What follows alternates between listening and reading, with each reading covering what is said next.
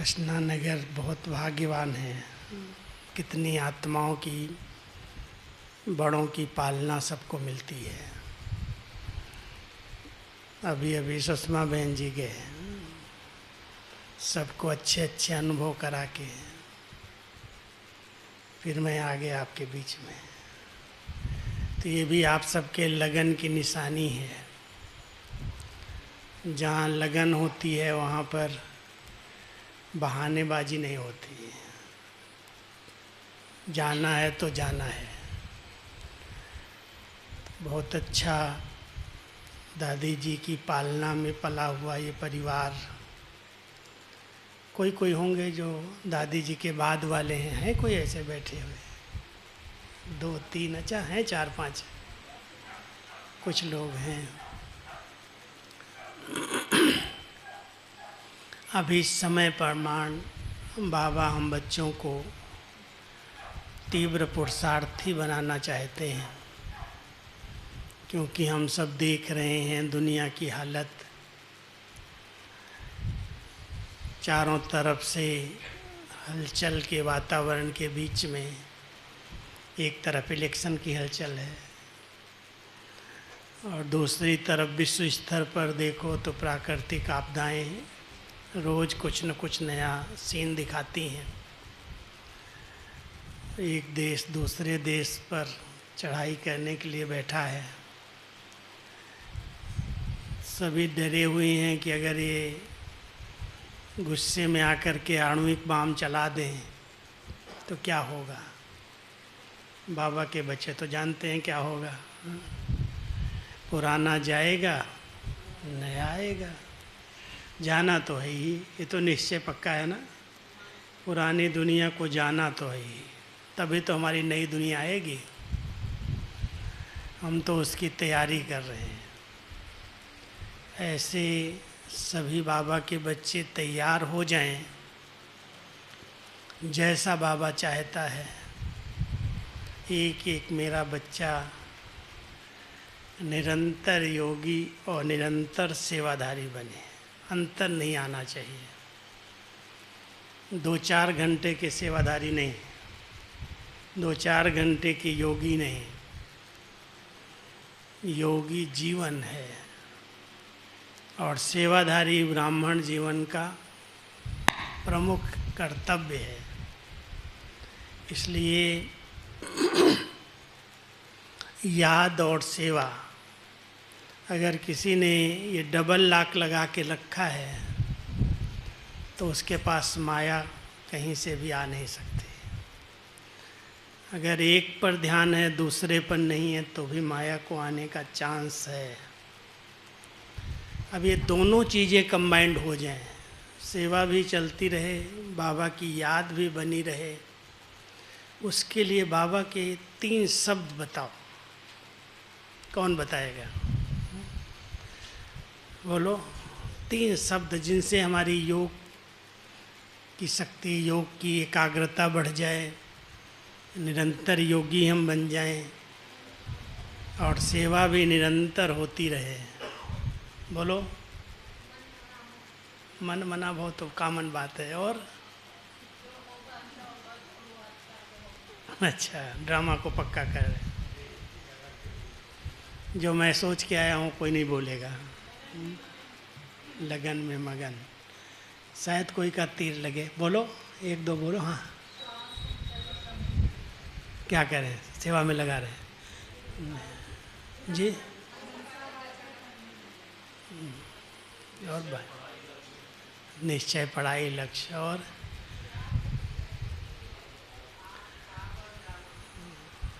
मैंने जो सोचा है वो अलग ही सोच के आया।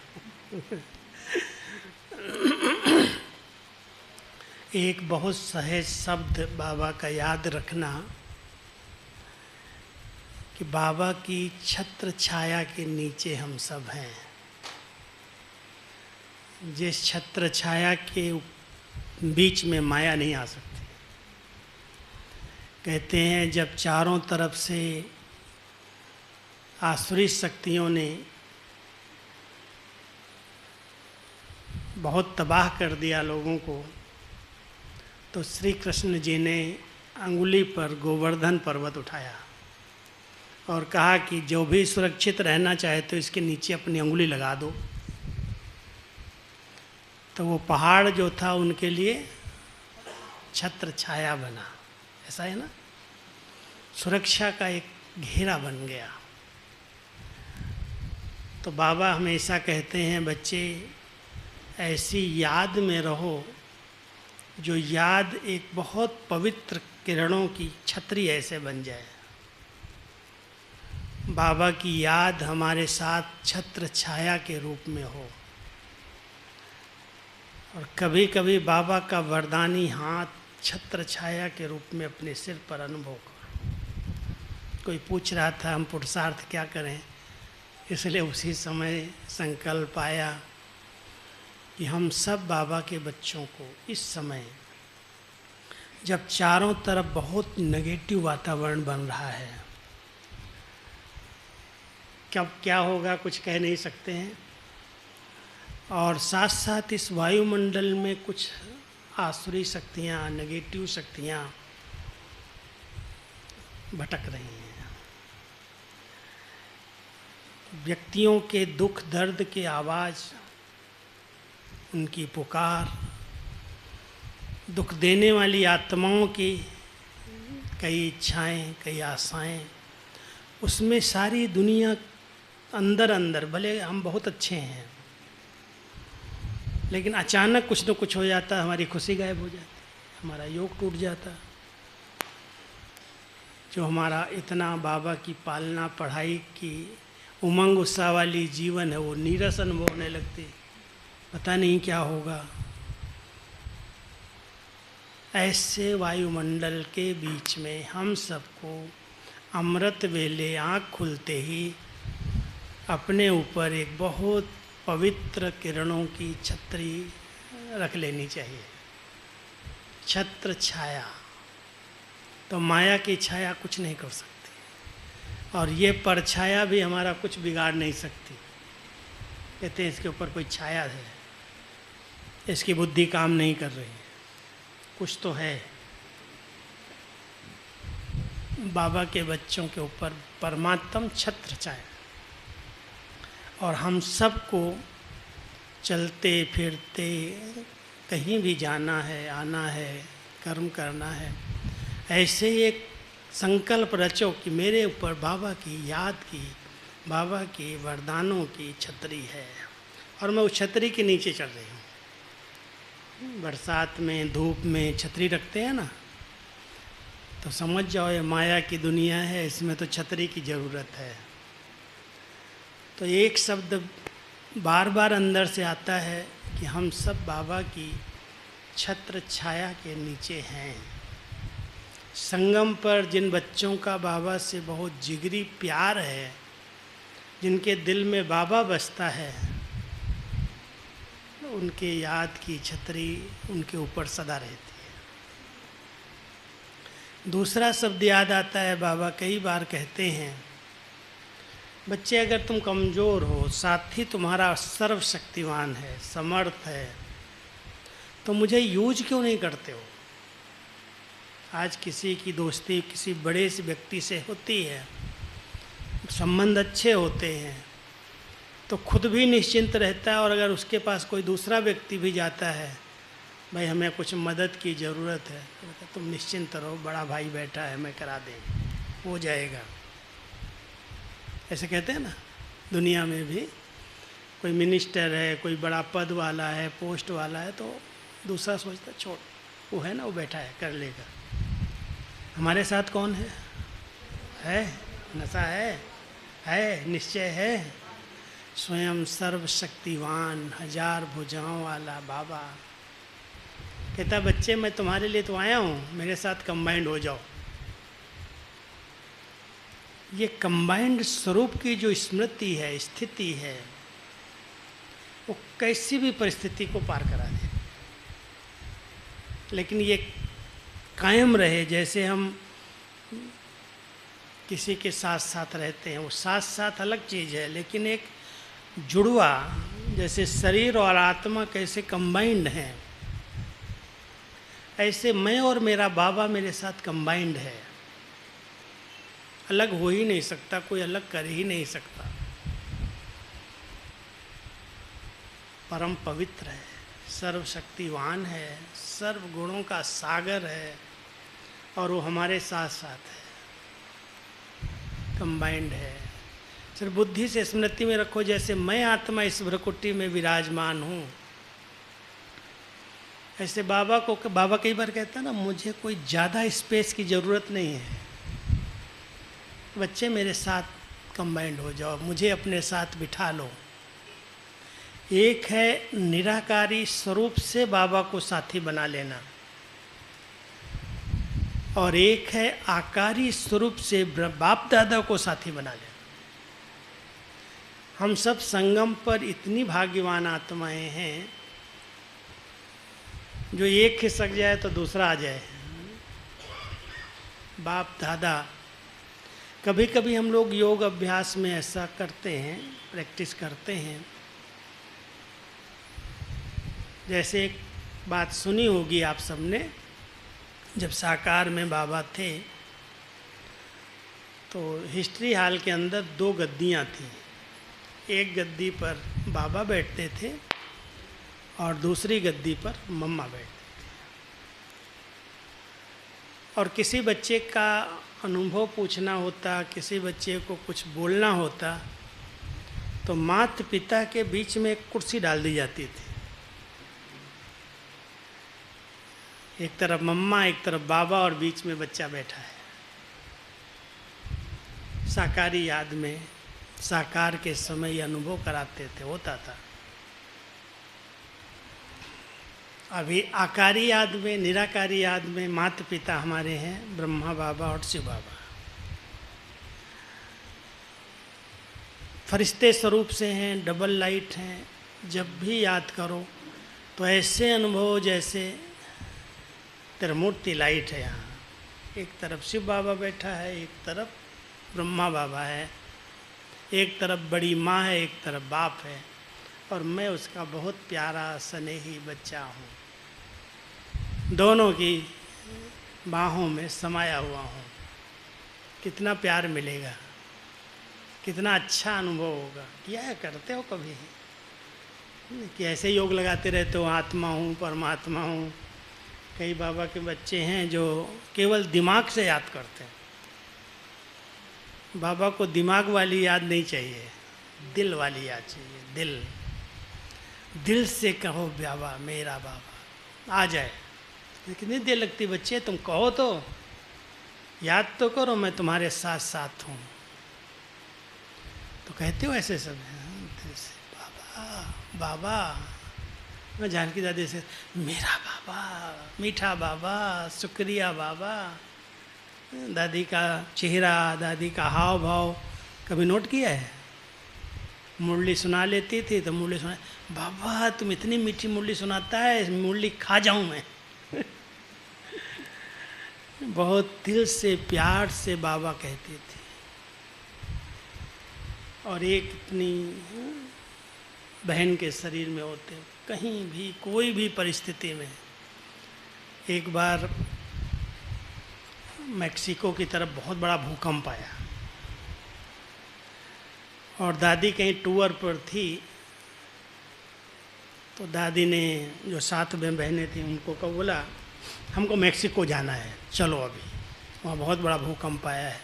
बाबा के बच्चे, अरे दादी ऐसी परिस्थिति में नहीं जाते। अरे बाबा मेरे साथ है, बाबा के बच्चे वहाँ बैठे हैं। फटाफट टिकट कराया, वीज़ा नहीं देने वाला वीज़ा नहीं दे रहा है, वहाँ अभी परिस्थिति ठीक नहीं, मुझे जाना है। मेरे बहुत बच्चे बाबा के भाई बहनें वहाँ अकेले अकेले हैं, मुझे मिलना है। इतना दृढ़ संकल्प था जो कोई उनको रोक नहीं सकता था। नहीं तो इतनी बड़ी उम्र में कोई वीज़ा ही नहीं देता अपने देश में आने का। 100 साल 90 साल के ऊपर हो जाए और उसके बाद वो वीज़ा लेने जाए तो लोग तो उसकी देखते हैं ना कि कितना एक्टिव है, क्या करेगा, सेवा लेगा तो नहीं। हर देश बहुत सोचता है वीज़ा देने में। लेकिन दादी को 103 104 साल की उम्र में वीज़ा मिला, छोड़ा नहीं उन्होंने। लास्ट दिनों में भी 103 की जब थी तब अमेरिका, लंदन सब जगह होके आई। बहनें कहती, बड़े कहते, अरे वीज़ा मिलेगा नहीं, मिलेगा नहीं, ये नहीं होगा। क्यों नहीं मिलेगा? बाबा मेरे साथ है। नशा कितना, निश्चय कितना। अब जिसके साथ स्वयं सर्वशक्तिवान है, इतनी समर्थ परमात्मा और आदि आत्मा, ब्रह्मा बाबा का कोई पार्ट कम थोड़ी है, नेक्स्ट टू गॉड है। श्री कृष्ण की आत्मा देखो कितनी महान, कितनी पूजी जा रही है। आज कभी गीता के भगवान की बात करो, श्री कृष्ण कितना भी आप बोलो नहीं, शिव बाबा ने सुनाया। बड़े बड़े विद्वान, बड़े बड़े सन्यासी आते हैं हमारी सभा में, गीता सम्मेलन में, कितना भी आप कुछ भी कहो, श्री कृष्ण भगवान ही कहेंगे। वो कोई की बुद्धि में नहीं बैठता कि निराकार कोई गीता सुनाया होगा। ब्रह्मा बाबा ने कितना गीता ज्ञान दिया है हम सबको, कम थोड़ी है। आज कहता था मेरे बच्चे पढ़ा सकते हैं, तो मैं नहीं पढ़ा सकता हूँ क्या? लेकिन सब कुछ करके अपने आप को छिपाया है। ब्रह्मा बाबा ने कभी अपना वर्णन नहीं किया, मैंने किया, मैं सुनाता हूँ, अरे बच्चे शिव बाबा, शिव बाबा, शिव बाबा। इसलिए हम सब दोनों हस्तियों की हस्ती को समझें। एक निराकारी स्वरूप में बाबा हमारे साथ है, सर्वशक्तिवान साथ है, और दूसरा आकारी रूप में इस समय माता पिता ब्रह्मा बाबा हमारे साथ है। तो हम सब बहुत दिल से बाबा कहें। कभी अव्यक्त वतन में बाबा को जाके बुला के ले आओ, कभी निराकारी वतन में जाओ, शिव बाबा को बुला के ले आओ। लेकिन दिल का सौदा है, ऐसे ऐसे नहीं आएगा। सच्चे दिल से जो कहते हैं बाबा उनके सामने हाजिर हो जाता है। तो ये कंबाइंड स्वरूप का अनुभव करती है माता, अकेला तो नहीं हो जाती। बंधन वाली जो बहन है वो अकेले तो नहीं होती है। बाबा मेरे साथ है, कोई कुछ नहीं कर सकता है। ऐसी बाबा की शक्तियाँ अपने चारों तरफ शरीर के ऊपर डाल दो, जो आपके शरीर को कोई टच करने का हिम्मत ही न रखे, करंट लग जाए। इतनी शक्ति चाहिए। जरा भी अगर संकल्प में कमजोरी है, क्या करें, ज़बरदस्ती करता है, ऐसा है वैसा है, तो फिर परवश हो गए। कोई कुछ नहीं कर सकता है। मैं शिव शक्ति हूँ, मैं काली हूँ, मैं दुर्गा हूँ। ऊंचा सामान लेकर के चलो, नीचे आओ ही नहीं। अपने आप अगर कोई बुरी दृष्टि से, बुरी वृत्ति से, विकारी दृष्टि से आएगा, भाग जाएगा, टच नहीं कर सकेगा। उसके लिए बहुत शक्तिशाली बनना होगा। शक्ति स्वरूपा, शिव शक्ति, शिव बाबा के साथ कंबाइंड। भाई लोग क्या करेंगे? पांडव पति के साथ कंबाइंड। वैसे शिव शक्ति हम भी हैं, ऐसे नहीं है। शिव बाबा की शक्ति तो है ना, फीमेल शरीर नहीं है, लेकिन शक्ति तो शिव बाबा की है। तो शिव शक्ति हैं, कंबाइंड हैं। इस स्वरूप में रहने से बाबा की याद बहुत निरंतर स्वतः रहती है, भूलता ही नहीं है। और फिर तीसरे शब्द को और ऐड कर दो, करावन हार करा रहा है। जो करो, कैसी भी सेवा करो, करते चलो, बाबा तूने करा दी, शुक्रिया बाबा। निरंतर सेवा में 6 प्रकार हैं, एक नहीं है। जब निरंतर सेवा हम कहते हैं तो कोई निरंतर कर सकता है क्या सेवा? तन से करेगा तन थक जाएगा, मन से करेगा तो कब तक करेगा, मन भी भटकता है। और धन कितना लगाएगा? मनसा वाचा कर्मणा तन मन धन, 6 रूप हैं अलग अलग। तन और धन इस कार्य में, ईश्वरीय सेवा में उन्हीं का सफल होता है जिनका मन पहले मन मना भाव है। अगर मन ही नहीं लगा है तो तन और धन कहाँ से लगेगा? मन से हम समझें बाबा का कार्य मेरा कार्य है, स्थापना का कार्य है, नई सृष्टि बनाने का कार्य है। उसमें थोड़ा भी गुप्त लग जाएगा तो भगवान बंध जाएगा रिटर्न करने के लिए। वो समझ चाहिए। इसलिए पहले अगर मन अच्छा है, मन माना मन के अंदर क्या क्या है, मैं विचार कर रहा था। जब हम मन कहते हैं तो समझते हैं संकल्प, केवल संकल्प नहीं है। मन में संकल्प शक्ति के साथ भावनाएं जुड़ी हुई हैं, वृत्तियां जुड़ी हुई हैं, स्वभाव संस्कार जुड़े हुए हैं, और बहुत सूक्ष्म चित्त है, चित्त वृत्ति, चित्त चोर किसको कहते हैं? श्री कृष्ण को कहते हैं। चित्त को चुरा लिया अंदर अंदर, जैसे उसके सिवाय कोई दिख ही नहीं रहा है। श्री कृष्ण के लिए गोपियाँ क्या कहती थी? चित्त चोर है, माखन चोर तो है, लेकिन इसने मेरे चित्त को ही चुरा लिया, अब इसके सिवाय मुझे कुछ दिखता ही नहीं है। तो बाबा ने आप लोगों के चित्त को चुराया है कि नहीं? चुरा लिया ना। तो ये मन की शक्तियाँ हैं सब, चाहे दिल को हो, चाहे भावनाएं को हो, चाहे वृत्ति को हो, चाहे चित्त को हो, चाहे संस्कार स्वभाव को, ये सब उसके सूक्ष्म स्वरूप हैं। तो अगर वो हमारा बाबा की तरफ है, बाबा के परिवार की तरफ है, यज्ञ की तरफ है, तो तन कहाँ जाएगा? जहाँ हमारा मन होगा वहीं हमारा तन होगा, और वहीं हमारा धन होगा। बाबा आपने तो दिया है, आपसे क्या छिपाएंगे, सब तेरा ही तो है। सफल हो जाए बस, व्यर्थ न जाए। जो भी है सफल करने का एक लक्ष्य रखेंगे तो एक एक पैसे को इधर उधर नहीं करेंगे। हम लोगों की ऐसी अभी आदत बन गई, एक पैसा भी बचा लें, कहीं भी कहीं खर्च न व्यर्थ चला जाए। बाबा का पैसा बाबा के कार्य में लग जाए, बाबा की सेवा में लग जाए, तो तन मन धन इस सेवा में जो लग जाते हैं वो निरंतर सेवादारी अपने आप बन जाता है। तन माना क्या?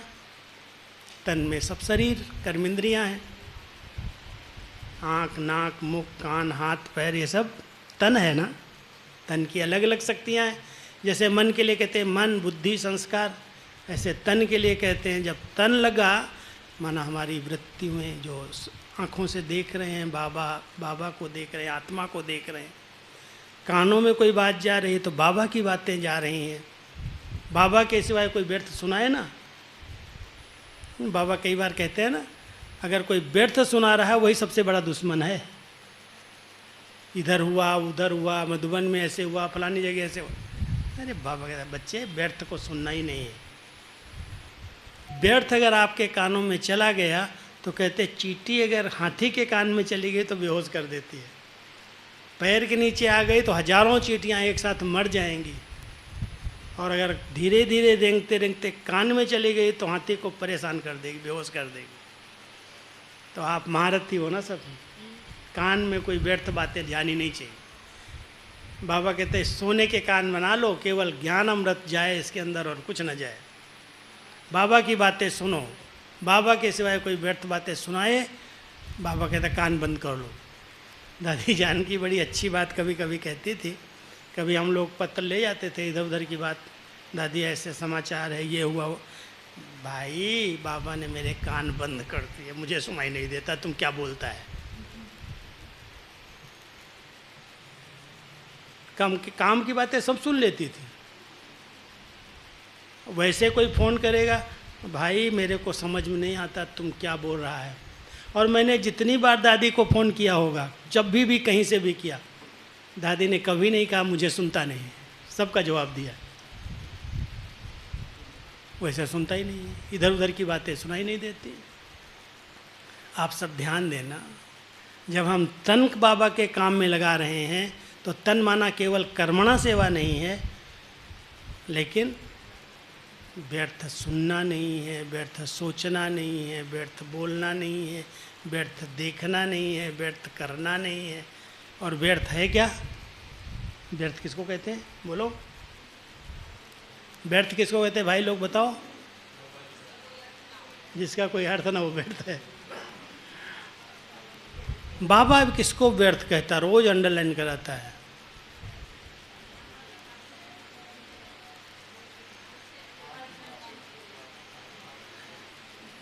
देह की बातों का चिंतन, देह के विषय में सोचना, बोलना, देखना, वर्णन करना वही व्यर्थ है। Hear no evil. हमें बाबा ने मना किया है किसी को देह को देख करके, रूप रंग को देख के बात नहीं करना, ये व्यर्थ है, ये इविल है। बहुत बड़ी बात है ये।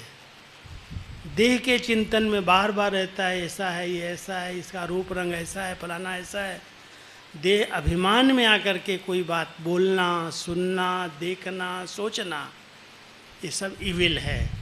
और बाबा ने अपने बच्चों को कहा इविल बंद करो, इविल नहीं देखना सुनना। तो सभी ध्यान देना, तन बाबा के काम में लगे, तन उसी सेवा में लगे, शुद्ध संकल्प करो, बाबा को याद करो, आत्मिक स्थिति में स्थित होकर के रहो।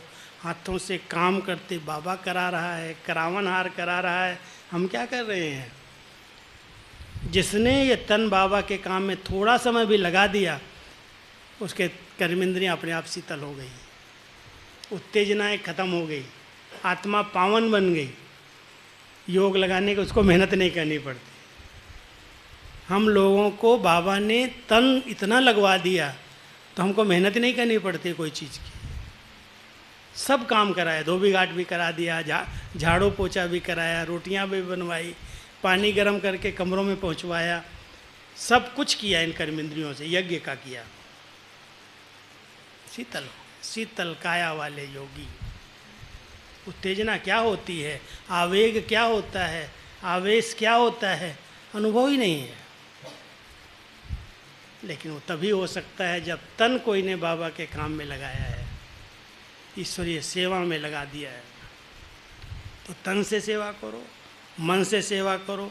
धन बाबा ने दिया है तो बाबा के काम में कुछ लगना चाहिए, सफल होना चाहिए। ईश्वरीय सेवा में लगेगा तो बाबा उसका रिटर्न करने के लिए बंधेगा। और मनसा अगर पवित्र है, शुद्ध है, तो मनसा से हर आत्मा की, कमज़ोर आत्माएं हैं उनको शक्ति दो, सकाश दो। 3 शब्द इसमें भी आते हैं, एक सकाश, दूसरा सर्च लाइट, तीसरा करंट। बाबा की मुरलियों में आज भी था, बच्चे करंट मैं देता हूँ जो सर्विसेबल बच्चे हैं मेरे। मिलती है करंट, सर्विसेबल नहीं हो तो करंट नहीं मिलेगी। मैं करंट देता हूँ और करंट तब मिलती है कब दिया जाता है, हमेशा करंट नहीं लगाई जाती। नहीं तो बेचारे को शॉक लग जाएगा, कोई प्रॉब्लम आ जाए, कोई बात आ जाए, करंट दे करके उसको खड़ा कर देते हैं। दवाई देने से बहुत टाइम लग जाएगा, ठीक होगा या नहीं होगा कह नहीं सकते। लेकिन अगर कोई ऐसे बात हो गई, मन पर आ गई, डिप्रेशन में चला गया, कुछ भी हो गया, पैरालाइज हो गया, कुछ भी हुआ, तुरंत करंट दिया और झटके से उसका ब्लड सर्कुलेशन चालू कर दिया। करंट बहुत काम करती है और बाबा की करंट हमें मिलती रहे, अपसेट नहीं होंगे कभी। फिर बाबा कहता करंट के बाद मैं सर्च लाइट देता हूँ, रोशनी देता हूँ। और वो फोकस लाइट है, सर्च लाइट फोकस लाइट है। कई जगह पर अगर वो सर्च लाइट पड़ जाती है तो कई अंदर की बीमारियां ठीक हो जाती, दर्द ठीक हो जाते। सर्च लाइट देता हूँ। और तीसरा मैं बच्चों को सकाश देता हूँ। सकाश कैसे मिलती है? बहुत पावरफुल योग में बैठ जाओ, जैसे सूर्य की किरणें सकाश के रूप में हमारे तक पहुँच रही हैं। गर्मी सकाश उसको कहते हैं। आग जल रही है, वहाँ जल रही है, लेकिन उसकी जो आँच है वो हमारे तक आ रही है, तो उसको कहते हैं सकाश। इतनी पावरफुल स्थिति है योग की है आत्मा की, जो उसकी सकाश आ रही है, दूसरों तक जा रही है, सबको मदद कर रही है, उसकी कमी कमजोरी समाप्त कर रही है। तो हम सब योग कर रहे हैं, निरंतर योगी। मनसा से ये तीनों प्रकार की सेवा की जा सकती है। सकाश भी दे सकते हैं, सर्च लाइट भी दे सकते हैं, करंट भी दे सकते हैं, और चौथा एक शब्द है लाइट हाउस।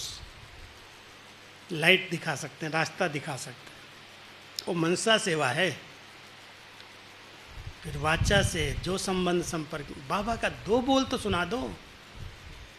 दो अच्छी बातें बाबा की सुना दो, वाचा से ज्ञान दान करो, और जो कर्म करो लोगों को कुछ सीखने को मिले। कैसे कर रहे हैं, कोई बोझ नहीं है, कितने हल्के हैं, इतनी जवाबदारियां होते हुए भी इनके ऊपर ऐसे नहीं लगता है बहुत बोझ है। कराने वाला बाबा है, करा रहा है।